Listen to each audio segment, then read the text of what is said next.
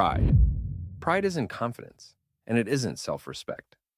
It's the quiet belief that you don't need anyone, that you are above correction, above limits, and above the possibility of being wrong. In theology, it's called superbia, the root sin that whispers, I'm self-made, I owe no one, I stand alone. That's why pride is considered the most dangerous. It puts the self at the top of the universe, even above truth.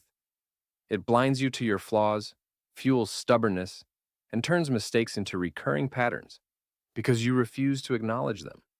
You see pride in everyday life. The person who never apologizes, even when they're clearly at fault. The one who brushes off advice with, I already know. The coworker who takes full credit for a team effort, or the mindset that says, rules don't apply to me. Sometimes it looks like moral or intellectual superiority, a quiet conviction that you're just more enlightened than everyone else. Pride is incredibly easy to fall into because it often feels like strength. In a culture obsessed with being self-made, it can even look admirable. But underneath, it creates distance. It shuts out help, humility, and connection. Everything necessary for real growth. Left unchecked, pride damages relationships, stalls self-improvement, and breeds loneliness. You repeat the same mistakes because you can't admit them. You push people away because you refuse to let them in. Overcoming pride doesn't require shame, just honesty. It begins with listening to understand instead of listening to defend. Thanking people even when it stings. Admitting one limitation, one misstep. And with serving others quietly, shifting the focus from yourself to something larger. Envy. Envy isn't simply wanting what someone else has. It's the discomfort you feel because they have it. The quiet resentment. The sense of being diminished by another person's success. It's the thought that their blessing somehow took something from you, even when it didn't. That's why envy is considered so destructive. It shifts your focus outward, turning admiration into comparison and joy into bitterness. It nudges people toward gossip, subtle sabotage, or emotional distance, all attempts to soothe the feeling of falling behind. You see it in everyday life. The irritation when a friend gets good news, the backhanded comment disguised as support, the sinking feeling while scrolling through other people's achievements, and the private hope that someone's success doesn't last. Envy often hides behind logic. They didn't earn it, or they just got lucky. These thoughts make the discomfort feel justified, but they don't resolve it.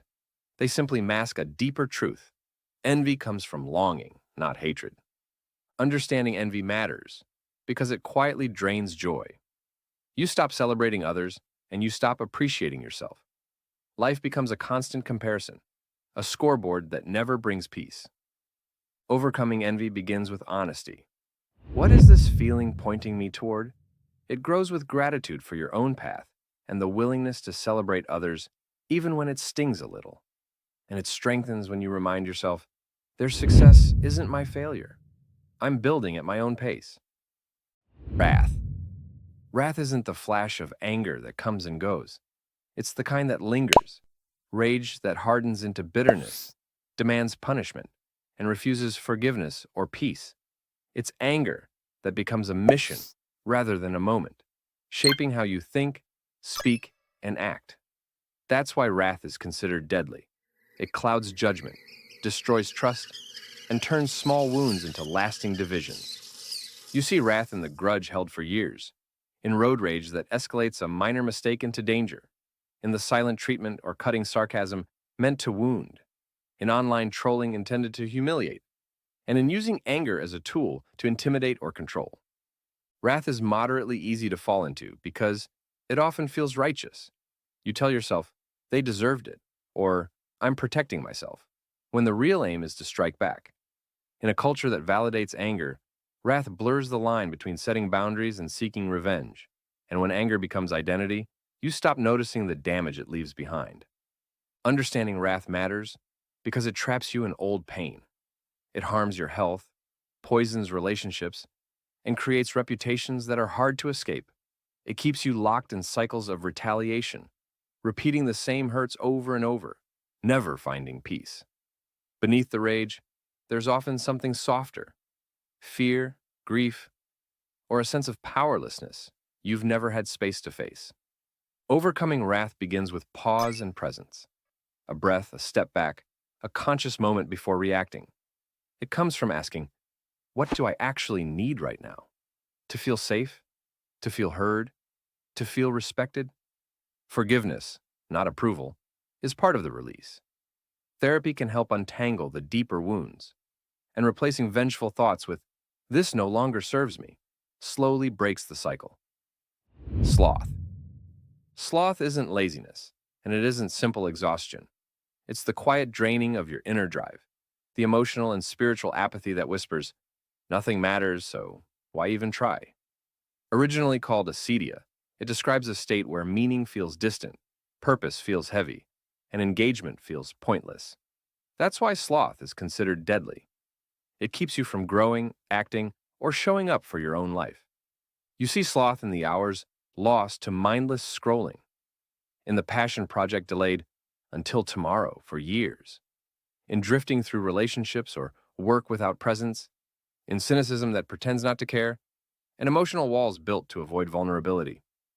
Sloth is incredibly easy to slip into because it disguises itself as burnout or realism. In an exhausted world, checking out feels justified. But over time, that disengagement becomes a slow surrender of opportunity, creativity, and joy. You stop caring, not because you don't want to, but because caring feels risky. Understanding sloth matters because it silently steals your future. It leads to numbness, missed chances, and a life filled with regret instead of fulfillment. It flattens emotions, isolates you from others, and makes everything feel muted or distant. Overcoming sloth doesn't require huge changes. It begins with one small, intentional act each day. Write one sentence, call one friend. Step outside and notice something beautiful. Reconnect with what once mattered by asking, what did I used to care about? And when did I start running from it? Limit passive consumption and use micro commitments, 10 minutes of effort at a time, to rebuild momentum. Greed. Greed isn't wealth and it isn't ambition. It's the restless belief that more money, more status, more comfort, will finally make you safe. It turns life into a pursuit without a finish line, driven not by desire, but by fear. Fear of losing, fear of lacking, fear of not being enough. That's why greed is considered deadly. It shifts attention away from people and toward possessions, away from meaning and toward accumulation, often at the cost of empathy and integrity. You see greed in the constant urge to upgrade things you don't need, in hoarding opportunities or attention instead of sharing them, in keeping score in relationships, in tying your worth to income, titles, or achievements, and in working relentlessly, not from passion but from fear of falling behind. Greed is easy to fall into because it hides in plain sight. It calls itself prudence. I'm just being responsible. It disguises itself as ambition. I'm building my future. And in a world built on consumption, wanting more feels normal, even encouraged. But the more you chase, the more anxious you become, because enough keeps moving farther away. Understanding greed matters because it quietly empties a life.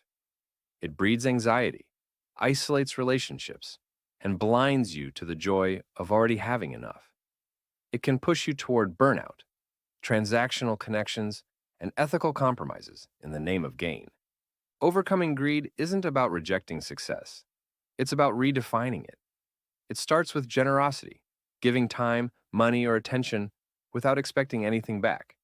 It continues with defining what enough truly looks like for your income, your possessions, your work. By decluttering, by choosing gratitude, by asking, or if I had 1 year to live, would this still matter? Greed loosens its grip the moment you realize that security doesn't come from having more, but from knowing you already have enough. Lust. Lust isn't the presence of desire. It's the absence of respect. It begins when attraction becomes disconnected from care, turning another person into a tool for pleasure, validation, or escape. In that shift, humanity disappears and the connection becomes one-sided, shallow, or transactional. That's why lust is considered deadly. It prioritizes sensation over sincerity, leaving real intimacy out of reach.